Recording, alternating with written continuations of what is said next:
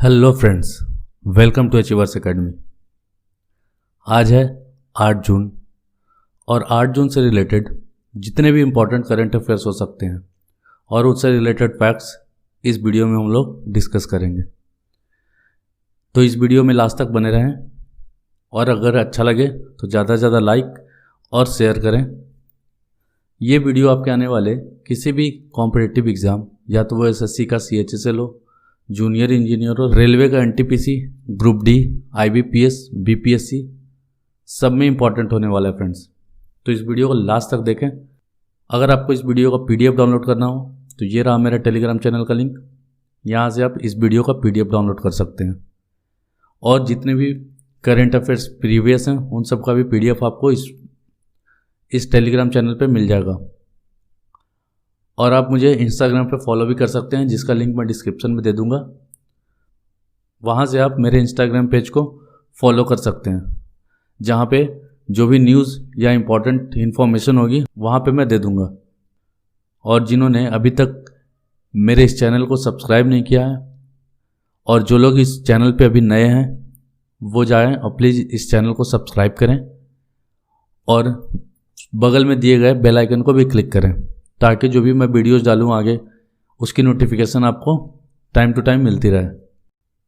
जो भी मेरे लेटेस्ट वीडियो को नहीं देखे हैं, जो कि इंडेक्स पे था और वर्ल्ड इन्वायरमेंट डे पे बनाया हूँ मैं वीडियो, उसको इस आई बटन पे ऊपर दिए गए आई बटन को क्लिक करें और उस वीडियोस का लिंक और प्लेलिस्ट आपको वहाँ पे मिल जाएगा। वहाँ से आप उन वीडियोस को देख सकते हैं। तो चलिए फ्रेंड्स, बिना टाइम गवाए स्टार्ट करते हैं अपने इस सेशन को और पहले क्वेश्चन को देखते हैं। तो पहला क्वेश्चन है, अभी डीएलएफ का नया चेयरमैन अपॉइंट किया गया है। ये किनको अपॉइंट किया गया है? तो डीएलएफ गुड़गांव बेस्ड एक कंस्ट्रक्शन कंपनी है। इसके नए चेयरमैन बनाए गए हैं राजीव सिंह। ठीक है फ्रेंड्स, याद रखेंगे डीएलएफ का नया चेयरमैन राजीव सिंह को बनाया गया। और डीएलएफ का हेडक्वार्टर कहाँ पे है? गुरुग्राम बोलते हैं, गुड़गांव जिसको आप लोग जानते होंगे, गुरुग्राम नाम हो गया बदल के, तो गुरुग्राम में इसका हेडक्वार्टर है। अब राजीव सिंह रिप्लेस किनको करेंगे? तो कुशाल पाल सिंह को रिप्लेस करेंगे। ये कुशाल पाल सिंह करीब करीब 6 डिकेड मतलब 60 ईयर्स से इस डीएलएफ के चेयरमैन के पद पे बने हुए थे। अब इन्होंने रिटायरमेंट ले लिया, तो इसके जगह पे राजीव सिंह यहाँ के नए चेयरमैन बनेंगे। अब ऑप्शन से अगर बात करते हैं, ऑप्शन सी की, राजीव टोपनो। लास्ट वीडियोज में मैंने बताया था राजीव टोपनो को क्या बनाया गया है? तो जो वर्ल्ड बैंक होता है, वर्ल्ड बैंक का एग्जीक्यूटिव डायरेक्टर होते हैं, उनके सीनियर एडवाइज़र के रूप में, ठीक है, सीनियर एडवाइज़र के रूप में राजीव टोपनो को बनाया गया। तो जहाँ पे भी जो नाम आए उसको वहीं डिस्कस करते चलेंगे फ्रेंड्स, ताकि रिवीजन होते रहे आपका। ठीक है, उसके बाद ऑप्शन डी की बात करते हैं, ब्रजेंद्र नवनीत। इनको क्या बनाया गया? अभी WTO का इंडिया के तरफ से जो एम्बेसडर अपॉइंट किया गया है WTO में, वो ब्रजेंद्र नवनीत को अपॉइंट किया गया है। ठीक है फ्रेंड्स, इतनी डिटेल को याद रखेंगे। अगला क्वेश्चन देखते हैं। अगला क्वेश्चन है, समर ट्रीट नाम का एक कैंपेन किस बैंक के द्वारा लॉन्च किया गया है? तो समर ट्रीट नाम का कैंपेन HDFC बैंक के द्वारा लॉन्च किया गया है। ठीक है फ्रेंड्स, इस समर ट्रीट कैंपेन में ऐसा क्या है? तो समर ट्रीट कैंपेन में HDFC ऑफर कर रही है, जो भी क्रेडिट कार्ड होल्डर हैं वो सब ऑनलाइन परचेज कर सकते हैं। ऑनलाइन परचेजिंग अगर करते हैं तो उस पर आपको 50% से ज़्यादा रिवार्ड पॉइंट्स दिया जा रहा है। ठीक है, रिवार्ड्स दिया जा रहा है। या तो जो भी बड़े लार्ज अप्लायंसेस खरीद रहे हैं, आप लार्ज अप्लायंसेस ऑनलाइन खरीद रहे हैं, उस पर आपको नो कॉस्ट EMI ऑफर किया जा रहा है। ठीक है फ्रेंड्स, नो कॉस्ट EMI, और इनिशियल जो कैश पेमेंट आप करते हैं वो भी नहीं करना पड़ेगा, डाउन पेमेंट नहीं करना पड़ेगा। ये सब दिया जा रहा है। उसके अलावा बहुत सारे और डिस्काउंट्स और रिवार्ड पॉइंट या ऑफर HDFC बैंक द्वारा दिया जा रहा है। तो ये इनकरेज कर रहा है आपको ई पेमेंट के लिए। ठीक है फ्रेंड्स, ई पेमेंट मतलब ऑनलाइन पेमेंट के लिए। इससे क्या होगा, जो डिजिटल पेमेंट है इंडिया में वो इंक्रीज होगा, कैश पेमेंट कम होगा। ठीक है फ्रेंड, तो ये स्टार्ट करने वाला है HDFC। अब अगर बात करते हैं HDFC की, तो HDFC का सबसे पहले इस्टेब्लिशमेंट कब हुआ था? तो अगस्त 1994 में इसका इस्टेब्लिशमेंट हुआ। ठीक है, इसका हेडक्वार्टर कहाँ है? मुंबई में हेडक्वार्टर है इसका, महाराष्ट्र। इसके बाद इम्पॉर्टेंट कि MD कौन है यहाँ के? MD कौन है HDFC के? नाम याद रखेंगे, आदित्य पुरी। आदित्य पुरी MD हैं HDFC बैंक के। ठीक है फ्रेंड्स, इतनी डिटेल याद रखेंगे। अब चलते हैं अगले क्वेश्चन की ओर। तो अगला क्वेश्चन है, वर्ल्ड फूड सेफ्टी डे का सेकंड एडिशन अभी मनाया गया है, वो कब मनाया गया है? तो वर्ल्ड फूड सेफ्टी डे का सेकंड एडिशन मनाया गया अभी 7 जून को। ठीक है फ्रेंड्स, ये 7 जून को मनाया गया वर्ल्ड फूड सेफ्टी डे। और वर्ल्ड फूड सेफ्टी डे मनाया क्यों जाता है? विश्व खाद्य सुरक्षा दिवस मनाया क्यों जाता है? तो ये जो भी अनहेल्दी आप खाते हैं, तो अनहेल्दी खाने से रिलेटेड जितनी भी बीमारियां होती हैं, ठीक है, अनहेल्दी खाने से जितनी भी बीमारियां होती हैं उनसे अवेयर करने के लिए ये डे मनाया जाता है। इस डे का मोटो है आप हेल्दी खाएं और स्वस्थ रहें। ठीक है फ्रेंड्स, डिटेल देख लेते हैं। तो इसका तो ये सेकंड एडिशन था, फर्स्ट एडिशन मनाया गया था 2019 में। तो जो थीम रखा गया है वो फूड सेफ्टी एवरीवन्स बिजनेस। तो इसको याद रखेंगे, थीम इंपॉर्टेंट होता है, किसी भी एग्जाम में पूछा जाता है। तो वर्ल्ड फूड सेफ्टी डे 7 जून को मनाया जाता है, उसका थीम क्या है? Food safety everyone's business. इसका एम क्या है? तो प्रिवेंट करना, डिटेक्ट और मैनेज फूड बॉर्न रिस्क। मैंने अभी बात बताया आपको कि जो भी आप अनहेल्दी खाते हैं उससे जो भी बीमारियां होती हैं उससे अवेयर करने के लिए ये वर्ल्ड फूड सेफ्टी डे मनाया जाता है। अब WHO के अकॉर्डिंग जो 10 में से 1 लोग बीमार हो रहे हैं वो खाने की वजह से हो रहे हैं। ठीक है, गंदा खाने से हो रहे हैं। जैसे कि आप जंक फूड खाते हैं, चाउमीन, बर्गर, ये सब जंक फूड आपके बॉडी को नुकसान पहुंचाता है और बहुत सारी बीमारियों का घर भी बना देता है आपके शरीर को। तो हेल्दी खाएं, इसके लिए ये डे मनाया जाता है। इसके अलावा अगर बात करते हैं तो ये WHO के द्वारा इस बार कोलैबोरेट किया जा रहा है, किसके साथ? Food and Agriculture Organisation, FAO के साथ ये कोलैबोरेट कर रहा है। ये फूड एंड एग्रीकल्चर ऑर्गेनाइजेशन है, यूनाइटेड नेशन का एक ऑर्गेनाइजेशन है। ठीक है, अब आप कमेंट में बताएंगे फूड एंड एग्रीकल्चर ऑर्गेनाइजेशन का हेडक्वार्टर कहाँ पे है। ठीक है, इसको आप कमेंट करेंगे, फूड एंड एग्रीकल्चर ऑर्गेनाइजेशन का हेडक्वार्टर कहाँ पे है। इंपॉर्टेंट है फ्रेंड्स, आ रहा है एग्जाम में, तो इसका हेडक्वार्टर याद रखेंगे और कमेंट करेंगे। इसके अलावा अगर बात करते हैं तो WHO ने इसके साथ कोलैबोरेट किया है और क्या करेगा, जो मेंबर्स स्टेट हैं उसमें इस डे को सेलिब्रेट किया जाएगा और उन वहाँ के लोगों को अवेयर किया जाएगा अनहेल्दी फूड को इग्नोर करने से रिलेटेड, कि अनहेल्दी फूड आप कंज्यूम ना करें। ठीक है, इतनी डिटेल इस क्वेश्चन से थी। अगले क्वेश्चन को देखते हैं। अगला क्वेश्चन है, पेमेंट्स इंफ्रास्ट्रक्चर डेवलपमेंट फंड, ये किसके द्वारा भी लॉन्च किया गया है? तो payment infrastructure development fund reserve bank of India के द्वारा अभी लॉन्च किया गया फ्रेंड्स। ठीक है, RBI के द्वारा payment infrastructure development fund launch किया गया। अब इसमें है क्या ऐसा? तो रिजर्व बैंक ने करीब 250 करोड़ इस फंड के लिए दिया है अभी। अब ये 250 करोड़ क्यों दिया गया? तो जो भी नॉर्थ ईस्टर्न स्टेट है वहाँ पे ई पेमेंट को बढ़ावा देने के लिए, ठीक है, डिजिटल पेमेंट को बढ़ावा देने के लिए जो भी मर्चेंट होंगे, जो भी बिजनेसमैन होंगे, उनको ऑनलाइन पेमेंट लेने के लिए इनकरेज किया जाएगा। और कैश का बिजनेस कम करने के लिए और डिजिटल पेमेंट मोड को बढ़ाने के लिए POS हर बिजनेसमैन या दुकानदार के पास ये लगाया जाएगा।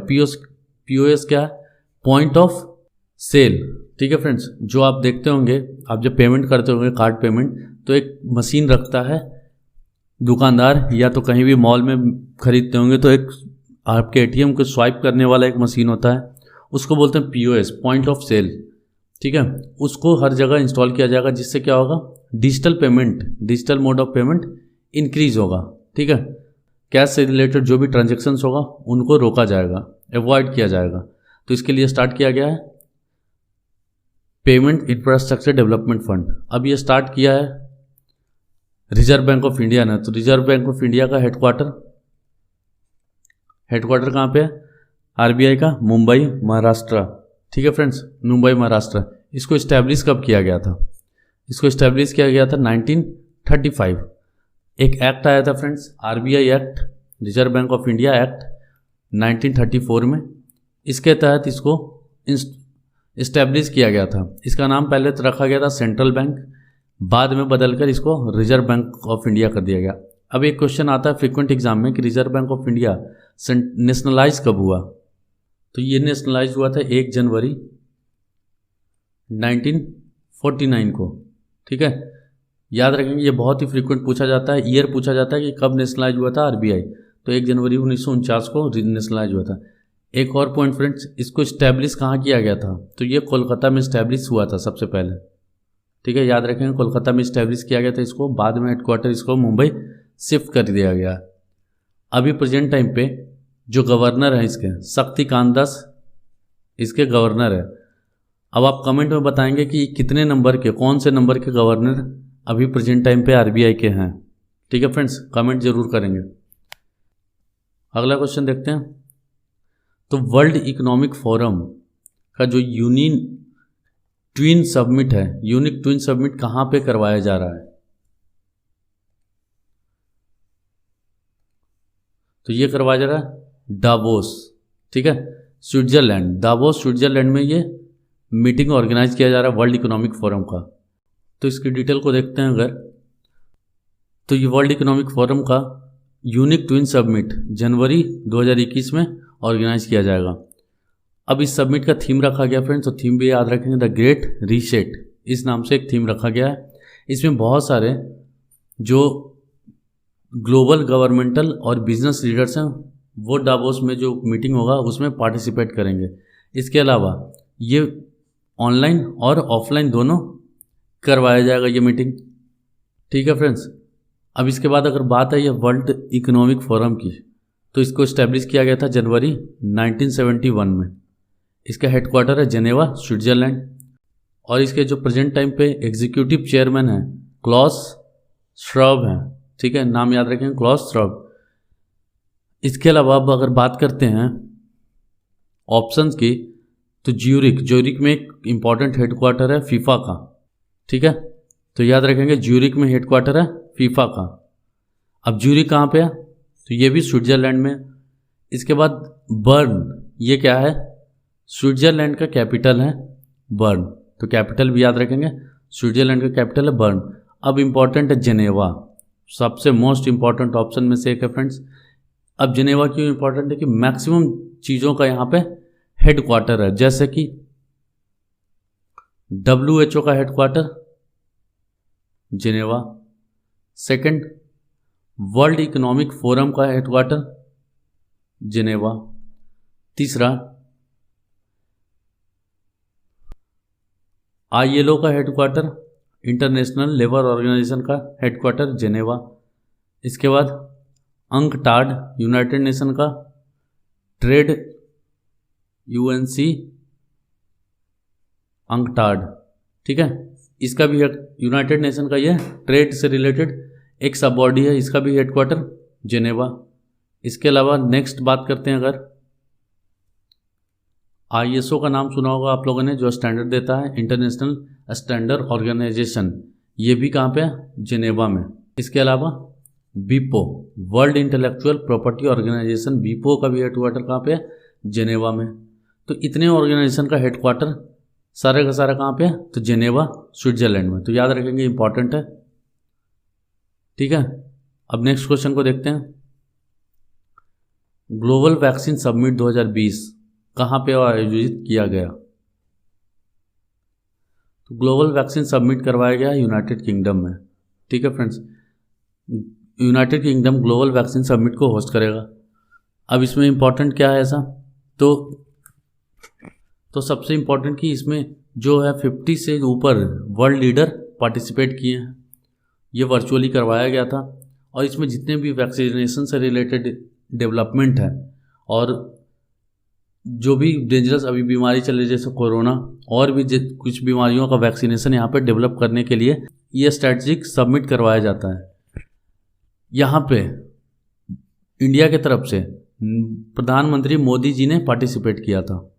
ठीक है फ्रेंड्स, और मोदी जी ने तो एक नाम याद रखेंगे गावी। तो गावी का फुल फॉर्म है Global Alliance for Vaccines and Immunisation. ठीक है फ्रेंड्स, गावी। तो यहाँ पे नरेंद्र मोदी जी ने 15 मिलियन अमेरिकन डॉलर, ठीक है, 15 मिलियन अमेरिकन डॉलर दिया है। अब ये गावी करता क्या है? तो ये गावी जितनी भी वैक्सीनेशन से रिलेटेड रिसर्च होता है उन सब और को लेके और जो भी वैक्सीन दिया जाता है वो पूरे वर्ल्ड में हर एक देश में फैलाता है उस वैक्सीन को।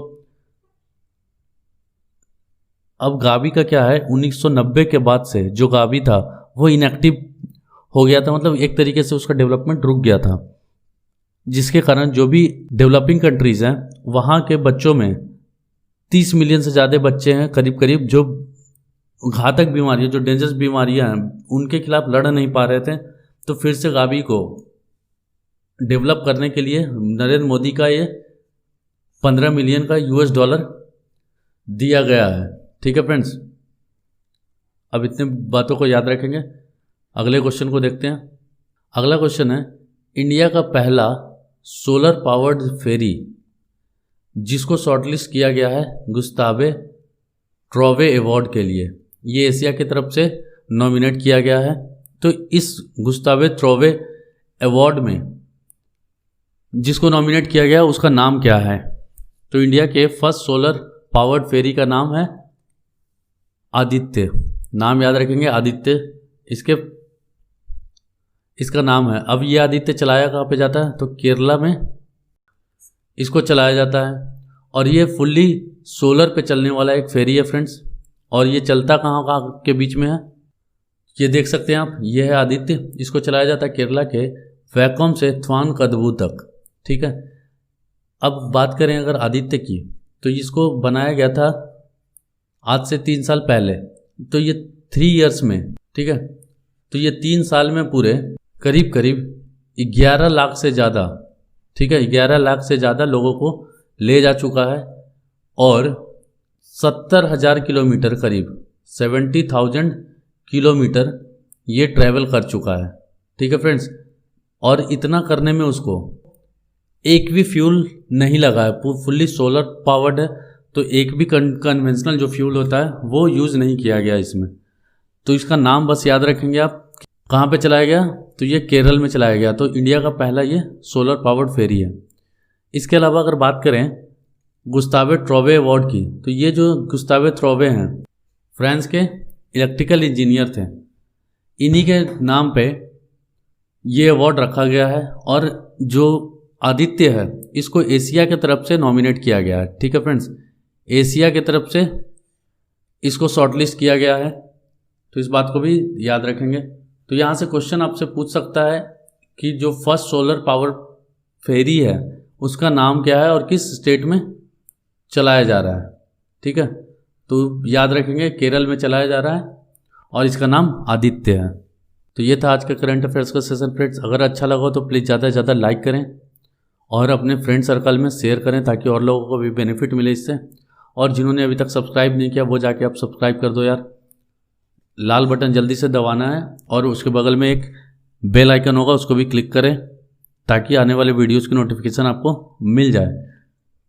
जिन्होंने अभी मेरा लेटेस्ट वीडियो नहीं देखा वो प्लीज़ आई बटन क्लिक करके उसका प्लेलिस्ट देख सकते हैं। उसमें आपको इंडेक्स जो कि फुल्ली ट्रिक बेस्ड मैंने करवाया है उसका पार्ट 1 वहाँ पे डला हुआ है, तो उसको भी देख सकते हैं आप। और स्पोर्ट्स से रिलेटेड जितने भी स्पोर्ट्स इवेंट करवाए जाएंगे फ्यूचर में और अभी तक जितने करवाए गए हैं वो सब दिया हुआ है उस वीडियो में, तो आप वहाँ से देख सकते हैं। इसके अलावा अगर आपको अनअकैडमी के किसी भी कोर्सेज में सब्सक्रिप्शन लेना हो तो आप मेरा ये रेफरल कोड यूज़ कर सकते हैं। इससे आपको वहाँ पे 10% तक का डिस्काउंट मिल जाएगा। ठीक है फ्रेंड्स, और अनअकैडमी पे जो SSC CHSL junior engineer CGL banking से SBI RBI रेलवे के NTPC ग्रुप D के सारे सब्जेक्ट के कोर्सेज और टेस्ट सीरीज अवेलेबल हैं, तो आप वहाँ से परचेस कर सकते हैं फ्रेंड्स। ठीक है फ्रेंड्स, अब मिलते हैं अपने नेक्स्ट डे नए करंट अफेयर्स के सेशन के साथ। तब तक के लिए गुड बाय।